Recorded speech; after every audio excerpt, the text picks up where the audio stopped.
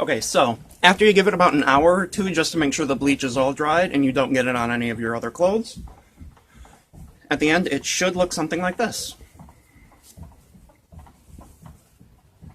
Now, when I did it this first time, it moved a little bit, so produced a little bit of some blurred image on it, but all in all, I think it looks great, and I did it again on the back. And I think that one came out a little clearer. On the front, I did about 3 to 4 sprays, and on the back, just 2. It gave it a little bit more of a dispersal effect. So yeah, and this is one other one I did. I think it turned out a little pretty good as well. Like using the template, but using the cutout instead. So yeah.